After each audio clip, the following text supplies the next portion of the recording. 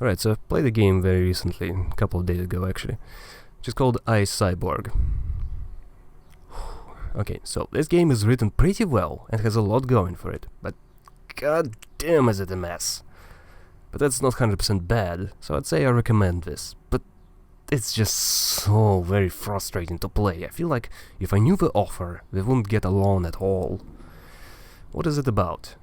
A famous space-traveling smuggler decides to copy himself for a job, and afterwards toss the useless copy aside. But it survives and lives as a cyborg of its own, with memories, skills, and all the troubles the original brought along. Now, with the hardware failing, he's desperate for a replacement, looking for any way to turn it around. Damn, why do I stutter so much? I just have to say this. Cyborg, this is not. It's a robot. Cyborg is organics with robotics. This is pure robotics with brain scans. Synth if you want to be fancy, but no cyborg. I'm not an authority, but come on, this is just how people usually call this stuff. Frustrating, whatever. False advertising. What did I like? The world is fun. It reminds me of Star Wars, but without Force and whatever else, midichlorians. Can travel between moons, planets and whatnot. There's warp speed, strange sci-fi technology and all sorts of cool things. Like the protagonist, I think it doesn't really have anything unique about it, but strangely enough not too many games do this setting or do it right. Only other one I can remember is, in choice of games, is Asteroid Run, and that one I've loved by the way. There was also Interstellar Air Gap from hosted games. Boy, that was... good lord, that was awful.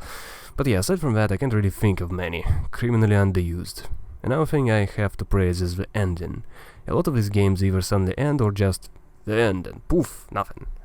No questions answered, nothing said. This game actually goes on a bit of a walk across all the characters who appeared and tells a bit of what happened to each of them. Everything gets tied up, everything gets explained. I love that. I wish all games wrapped up nicely like that. Also, I'd like to praise a few characters, specifically one which starts with M, I believe it's Marley, and the Fence. Starts with S. Thing about this game is what a lot of characters have entirely alien names and I wouldn't dare to try and pronounce these. Fence especially has a long and difficult to say name. I think this is the definition of dyslexic's nightmare. Dyslexic, whatever. Anyway, those two were nice and I've enjoyed hanging out with them. Although both of them are kind of cliché. Fence is an older kind of woman who is getting too old for his shit. And Marley is, I guess, a bit of a princess with an overprotective guardian. Thing is though, those two were pretty much the only likable characters. So, what did I dislike? The characters. Yeah, that's the thing. I hated everyone. I don't get how a writer succeeded at making such a cast of assholes, but it's like they've got a talent for writing douchebags. If I were to write a story and needed an uncompelling villain, this writer, Tracy Canfield, would have her work cut out for her. First of all crime bosses are different shades of asshole. First is a military nut who is injured and lived past her golden years. Second is a decadent fuck who lounges around all day drinking wine and hacking the planet. Third is an insufferable douchebag whom I think author wanted to bang, as every other sentence basically said so. And there is also a typical goon character who keeps appearing all the time for some reason, and also for some reason the author keeps trying to force this character into being some sort of arch-nemesis, with choices given, without actually writing it as a compelling character or a nemesis of any sort. But the character who takes the cake as being the worst is definitely the original what the player is based off. One who got his brain scanned. It's like that third crime boss almost word for word, but instead of leaving right away, the player is forced to be with them. There's no choice to bash his skull in. There's no choice to say no to anything he does. There's nothing to make him likable. He's literally an annoying obstacle which is for some reason treated like a god-given gift to a player. Holy shit, did I want to punch the words written on my fucking screen. I was livid. I don't have the right words for this, but god did I hate everyone except Fence and the Oddbekens. Oof, those names. Fuck. Also, aside from that, another major pain is railroading. There's a huge problem with these games which is very similar to traditional video games. Instead of having choices shape the story and offering different things, the game forced the player to do things. In particular, at one point the player is confronted by a third crime boss. I already said what I think of them, so it's obvious I said no to everything. Cue to 5 minutes later, and doing that exact same thing I said no to. There's no choice to, I don't know, go kick puppies or something, or rob someone, or just do literally anything. You are forced to do the job, whether you want it or not. Aside from that, there are non-choices a bunch of times. I specifically saved my game and came back to check whether things changed depending on my choices, but instead, it's just author rambling to themselves through the choices, resulting in the exact same dialogue regardless. I specifically reloaded every single one, and it always was the same. I despise when that happens. It's idiotic. If there's no choice, then don't have any. And speaking of choices, there's a major skill check at one point. It's a race. In it, players offered a plethora of choices and branches, which was a good thing. What wasn't a good thing is the result. It took me 8 or 10 tries of trying to stick to my character and finally giving up and cheating to finally win.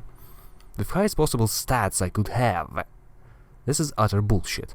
It's like the game actively punishes the player for role-playing. Oh, you don't want to cheat in a race? Well, screw you. After that, there are skill checks which relate to actions taken prior, relying on stats which are actually a bit hidden. Turns out there are relationships and knowledge of characters if you fiddle in the menus. Hidden beneath everything else. And I found this out quite late. But either way, it turns out that, again, I was forced out of choices. I tried to save one of the crime bosses and instead was told, well, if you knew more about them, maybe you could have helped. That felt unfair. Especially because it was the only named character to actually die due to my failure. I'm okay if I fail because I picked something wrong and there was an option for someone else to die instead. Or anything like that, whatever. But this felt like I was punished for making a choice I didn't know I needed to make. And it's like one big fat fuck you for not appeasing and keeping a closer eye on this one character. Why didn't the hacker guy die? Why didn't the horny douchebag die? Bullshit. Just bullshit. And lastly, I wanted to kill the original. Okay, yeah, Rise of Machines, whatever. Every single choice I've made, I've looked for some options to kill the original what the Cyborg was based on. Nothing. I couldn't even be rude to them. Half the options were just trying to appease him and just be as horny as physically possible. I rated like 5 options to be nice and a single stoic one. And there's no go away, refuse, nothing. It's just infuriating. So the end result is a frustrating mess of bullshit non-choices and annoying characters. Also, for whatever reason, idiotic romance. I start to get really tired of forced romance in these kinds of games. It's 100% pointless to me. This is like playing Skyrim and having a dating sim forced on me in the middle. Screw that noise. But there's still not an awful story, coherent cause and effect, with a bit of surprising twist for me and a very solid ending. So, just about my particular playthrough. Spoilers. I've played as a guy who saved as many people as I could from death. I've also avoided screwing anybody over. And turns out I was repaired because people saw me as some sort of savior and a good guy. That felt kinda nice. That felt like it's a series of choices which actually mattered.